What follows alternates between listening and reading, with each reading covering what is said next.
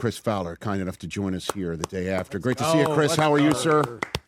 Feeling good. Bags under the eyes, but I hate to point out the flaws. But no, I'm making it, Rich. I'm good.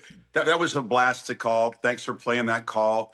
That's a play that, especially when you watch it unfold in slow motion, it was so cinematic. Yeah, it's going to be remembered forever, not just by Indiana fans, by a lot of football fans who enjoyed the ride and enjoyed getting to know Mendoza in the last couple of months. And that was a cinematic, as Cignetti said, it's a hell of a movie. And that was maybe like the closing scene right there. Maybe the interception was, but it was a hell of a movie. Well, I mean, and I was just saying in the last segment, and I might be already getting too deep in the weeds here, Chris, but in this day and age of NIL and what kids play for, right? He's got Tom Brady, Mark Davis, John Spytek watching him. He's the first overall pick in the draft coming in, and I think 100% now going out. But I'm just wondering, like, might there be somebody who's thinking, all right, first down's enough, I'm sliding because I'm not putting myself on the line here, and the heck with it, damn the torpedoes, I'm jumping headfirst against a team that's been targeting me all night. That was incredible, Chris. That's not Mendoza, though, man. He is consistently taking beatings. Remember the Ohio State game, Big Ten championship, takes that massive shot. You thought he might be done forever. And he gets up, misses one play, comes back in. So we knew his toughness. But, yeah, that was a cheap shot, not called, right to the mouth, bleeding, unfazed by it. In fact, he plays better, I think, after he gets rocked and gets challenged. So there was no way he was not going to go airborne and pay the price. Took two shots in that play, hit once on the ground, then once in the air in the back. And, like I said, it's one of those moments in my time of covering and calling games in this sport that I'll never forget. That's a beautiful freeze frame right there. Look at that shot. Right. And you look at his arms. His arms were banged up, bruised, black and blue. Yeah, that's it right there. That's the moment in the air. And he had the presence of mind to stretch the ball across the plane with two hands on it. I mean, there's so many components to that play. The call by Cignetti when he didn't really want to have to kick a field goal, but he sent the field goal team out. Then the clock was running down. He knew they weren't going to be able to get off the operation cleanly, so he calls timeout. They come back over. Radicic is also 15, the kicker. So we didn't know which 15 in red's going to go out there because it was unclear. And he kind of said afterward that he said, bleep it, put the offense back out there because he knew that a touchdown there was really going to put pressure on Miami. And if you don't make it, you're still backing them up near the goal line. It was, in the end, a great call. It still surprised me because he had sent the field goal team out there to go up 6. But give him a lot of credit, man, for not only the guts to make the call, but having the knowledge that they had a play they could block well that Miami had kind of tipped earlier. They weren't going to be great at defending, and the safety got lost, and it unfolded exactly how the computer's brain envisioned it beforehand. So what is Curt Cignetti like in a pre-broadcast meeting, Chris? What's the fascinating, man. I got to know him in the run-up to the Heisman. I'd never met him before. And we did a Zoom talking about Mendoza and talking about ball and talking about their season and then obviously covering them in the Rose Bowl, where you have a little more time than most games to hang around and get to know him. He sits in the room, and it's a very interesting presence, which wouldn't be a surprise, seeing his press conferences and his interviews, but he'll look you right in the eye. He told us, not in regard to judging us, but in judging other people, recruits, coaches, that he can usually tell within 45 seconds or a minute exactly what someone is about through the look in their eye, their posture, their demeanor. So you feel challenged when you're with him to make sure that he understands that you're all in, you're attentive, you're paying attention, you're feeling the vibe. But I like that. I like disruptors. I like guys who have swag and bravado. But he's also a no-nonsense guy. You're talking a few minutes ago about the comparisons to Saban are very real. Not an achievement, because nobody's going to do what Nick did. Let's not get carried away. Cignetti's he's older than me. He's not going to win 6 more championships. But I think the way he goes about his business, the way he pushes his team's buttons is masterful, and the way that he judges talent and assembles a roster. Now, having said that, when Kirk and I said at the end of the game, Rich, and I don't know if you're going to ask this or not, but we said Indiana's not going anywhere. You talked about Mark Cuban. He was singing along to Hurt So Good last night in the commercial break, which I thought was funny. Right. Having a good time. It doesn't mean you can do this again and again, okay? You have to get a lot of things aligned. Mendoza's not going to be there. They're bringing in Josh Hoover from TCU, good quarterback. I'm sure they'll coach and develop him extremely well. But so many of the pieces, so many of those 24, 25-year-olds that came from JMU and other places, they're at their third or fourth school, they're not going to be there. So you really have to put that plan in place. And he's got a great plan, but there are no guarantees Indiana's going to be running through the Big Ten and get back in the bracket and be there when the confetti falls again. I think their fans probably realize that. So then let's linger in the current achievement a little bit more, Chris Fowler, because you're the perfect guy to ask about this. Been there, done that, been around, and also sat next to somebody named Lee Corso, former Indiana coach forever and a day. And this photograph popped in my timeline yesterday. It's a photograph of somebody who took this snapshot moments before Curt Cignetti's first game as head coach in Indiana in Memorial Stadium. For those listening on radio, good seats still available. And you were there last night for what appeared to be a partisan Indiana crowd in the home of the Hurricanes. Can you put in perspective for people what this achievement is, Chris? A bunch of loyal, starving fans who had waited decades, that many told us it felt like a dream of a dream to even be in the Rose Bowl, even be in the bracket, but then to dominate Alabama, dominate Oregon, and they really took over Atlanta, as you know. There was about 95-5 crowd division. The Ducks fans showed up, but they were disappointed very early. And then last night in the Hurricanes' home stadium, there was an Indiana crowd edge. They were vocal. They made it hard on Miami's offense in their own stadium to operate late in the game. Yeah, you pointed that out on a false start prior to what was the final moments, Chris. No doubt. And the crowd right? did that. The crowd, Indiana crowd did. I think they're euphoric. I mean, they're so appreciative. They've watched everybody else in the Big Ten kick them around for decades. No one in Indiana is old enough to really remember the glory days. I mean, you pointed out Lee Corso brought them their first postseason win. And before this season, they had a grand total of 3 postseason wins in 100 and some years. They had 3 this season, all against top teams. Wow. I know. And it does give, I guess, a message that it could be done, if not, again, at Indiana next year, but elsewhere. What do you think is the larger message of last night's game? Because, again, Miami had it right there. And had the momentum, had a bunch of very talented players on the field, and it had it all set up. Chris, do you have a message that comes out of the game last night? Do you think? First of all, in the game, and they dominated early, and Miami took control in the second half, actually outgained them. Right. And I think Indiana won with special teams. The completeness of that team, maybe not fully appreciated because we're caught up in Mendoza, and the defense is certainly rugged. They blocked 4 punts this year. They blocked one against Oregon, and the biggest play of the game was Kamara's block punt right there for a touchdown. And, Miami actually lost 10 points on special teams at the doink on the long field goal try by Davis in the first half. So 10 points lost on special teams alone. You can't do that against a team like Indiana. For me, that was the biggest play of the game before Mendoza's touchdown dive. But it's complete. That's why I think his blueprint is repeatable, even though the result may not be repeatable. Indiana is going to be strong and they're going to be sound. And Miami, by the way, is not going anywhere. I mean, Miami, I felt for them. I felt for Carson Beck. We were along for his ride, this long career at Georgia and now a year at Miami.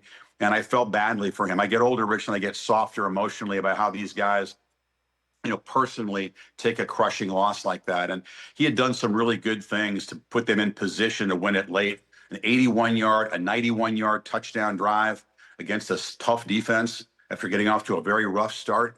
And in the end, people will remember the pick by Jamari Sharp, whose uncle Glenn was the man flagged for pass interference when he played for Miami against Ohio State back in the Fiesta Bowl, the last time that. I mean, is it not crazy? You live out in Hollywood. I mean, the movie scripts, the layers to this script are crazy. Yes. No one would believe it if you handed the script into a studio. They say, come on. We thought Hoosiers was corny. This is outrageous. That's right. But it's all true. Yes, it is, except for the fact, you've been to my house. It's not in the shadow of the W of the Hollywood sign, Chris.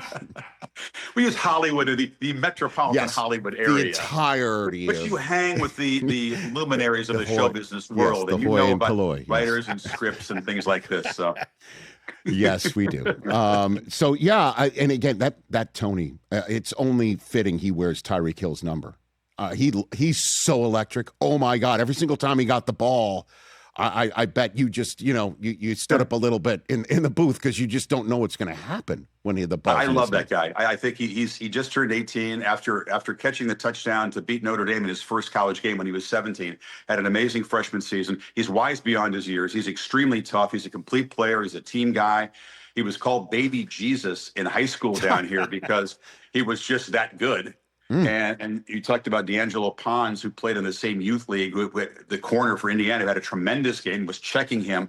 And Cignetti and Brian Hayes, his coordinator on defense, said they had multiple plans to stop Tony. And for a while it worked, but you keep feeding him the ball and he just finds a way to create space and make things happen. I think he's the most exciting player in the sport. And I love the fact that we're going to see him for 2 more years. Yeah, he is that exciting. I don't think you overstated that at all. And I just, again, I love when he's got the ball in his hands that you just do not know what is going to happen. And again, there's a great shot caught by the crew last night of as Carson Beck's getting ready to go out on the field for this do or die moment. And there's Ray Lewis saying, okay, and every single player that I've interviewed that's played with Ray says they never want to let him down. And when Beck threw the interception, I thought to myself, oh God, how's he going to see Ray Lewis after this? Because obviously, and I did see Ed Reed was going up to Tony in the tunnel and throwing an arm around him and things of that nature. It's kind of wild to see just the past and the present and future of Miami altogether over the last few weeks here. Chris. That's been a fun thing to have the U back, Rich, is you got all those gold jackets out there. You got all those legends, those guys who are fully invested emotionally in the program and have suffered as the Canes have kind of slid into mediocrity and oblivion. And now, and they've been teased before. They thought maybe last year was the year, but the defense wasn't nearly good enough. This year, things did come together. Ray Lewis had told Carson Beck before the game-winning drive against Ole Miss, let's go do it. And he kind of repeated the message. They didn't get the same result. Michael Irvin down there on a 4-point stance on the sidelines. With his belt. That's one of my takeaways from the playoff is our buddy Michael Irvin in a 4-point stance. Yeah, hey, and SNL sent him up, over the weekend. Like he actually got some SNL run out of it as well. So before I let you go, Chris, much made about the College Football Playoff Committee and the way that they go about their business and how about they come up with the rankings for weeks and whether it really ran an okie doke on somebody like Notre Dame. Now that the CFP and the 12-team field is complete this year, what do you make of it? What do you think about moving forward now that we saw the way it all did play out this year? We have a deeper understanding how important those final selections are, right? Because a lot of people didn't think Miami belonged in. They were the last at-large team in. They were the 10 seed, and they were good enough to win a national championship last night and came just short. But I think that's the new normal. I think you're going to have teams with a couple of losses that play in tough leagues.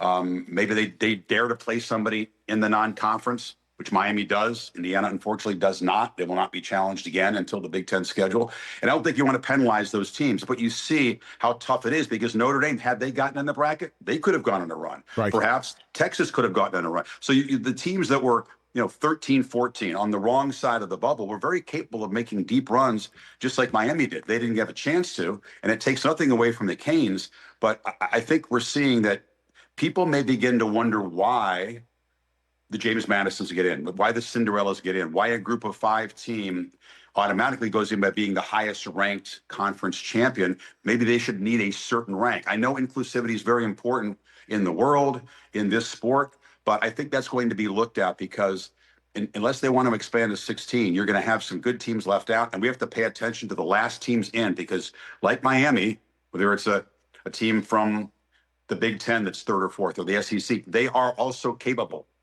of doing this. And that makes it fun. I love the fresh blood in the bracket this year. I call this the least predictable matchup we've seen because most teams, you get at least one of the side of the matchup has been predictable. It's an Ohio State or a Georgia or an Alabama. This time, Indiana's 100-1 before the season.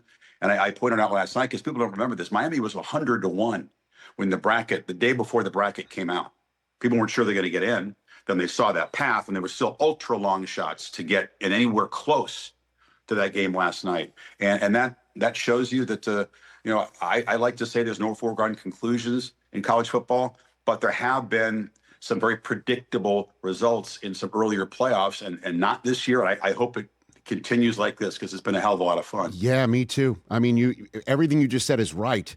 But then when you sit here and say Miami going on a run shows that there should be more teams like Miami let in as opposed to James Madison, when it's won all by a program run by a former coach of James Madison only 3 years removed for a program that had never done what they've done. It's wild, and it's all true. I'm not saying, by the way, I'm not saying throw James Madison no, out. I'm with you too. I'm with you too, which is why maybe, Petiti is saying let's expand it to 16, and then or 24, and Sankey's like, wait a minute, less than that.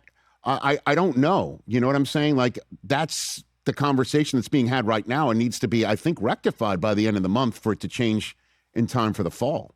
Yeah, if you go to 16, you got to do away with the buys. You can't keep adding layers of games unless you're going to restructure certain parts of the sport. Right. Shorten the regular season, get rid of the conference championship games, at least in the SEC and the Big Ten, where they're basically meaningless in terms of the bracket. They mean a lot to win that trophy in the conference, but they don't mean anything because both teams are going to go in. And in the case of the Big Ten, both teams got buys. So you can't just keep adding layers. I mean, teams are getting much, much better following the NFL model, like keeping these guys recovered and as fresh as possible. I was skeptical when this started, and there they were in game 16, and Miami and Indiana pretty darn healthy considering, and the guys have plenty of energy to finish that game, and it's remarkable. It's a testament to the players, but I don't think you can just keep adding more and more games and another layer in the bracket. You got to have some common sense. Makes sense.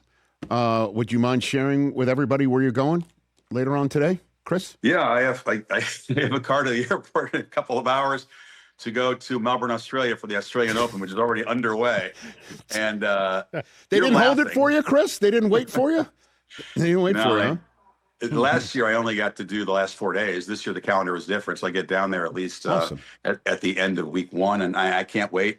It's a brand new season down under. It's summer, and I get to work with the tennis team, and I'm fired up for it. And I can sleep on planes, so it's all good. God bless. I love it. That's awesome. And I texted you beforehand. I saw on my feed something from our buddy Andrew Siciliano was hosting a pod. Somebody was giving a theory that Jessica Pegula changed her coach despite her level of success to get over the hump. She makes the U.S. Open final, and that maybe her dad thought the same way about his head coach with the Buffalo Bills, Chris. Not to cross the streams here, but that's a theory out there as to why Sean McDermott might have, in part, been shown the gate in Buffalo. I'll ask Jessica that if she influenced her father. That's a good question for him. No pressure. I know, right? Yeah, it's wild though. You see this NFL. I mean, apparently making the playoffs isn't good enough anymore. And I thought the tennis coaches got fired with regularity. I mean, most players go through about 4 or 5 within a 2-year span. NFL's getting like that.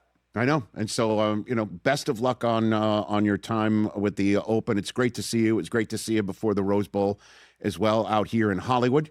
See you at the Super Bowl. Oh yeah, let's do it. You'll be there. Sure. You want to predict? You want to get out there? You'll get aggregated, Chris. I know you want to get aggregated on ESPN. Go for it. What's your prediction? Predict the game? Who's going to be in the game? Yeah, who's going to be in it? What do you got? Well, I say I have an agenda. I like to call fun Denver plays. Oh, okay. So no. So the Seattle defense worries me. I mean, what? Who's going to make a first down against the Seahawks? I mean, I'd like to see some excitement. I did grow up a Broncos fan. Yes. Full disclosure.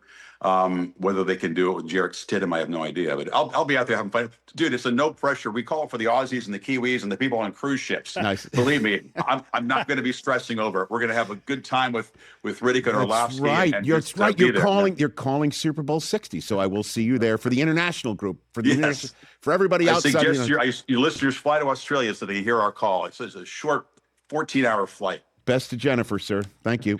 Best to Susie. That's it. Chris Fowler, everybody. Heading off to the airport to go to sleep. God bless him. I can't do that on a plane. You can't? I cannot. Oh. I cannot sleep on planes, man. You're up in 1A. You're all comfortable. Okay. All right. You know what I mean? All right. Warm nuts. That's what we do in the hoi polloi Hollywood set. Hey, you made it all the way to the end. Thanks for that. Check us out every single day streaming live on Disney Plus and the ESPN app 12 to 3 Eastern.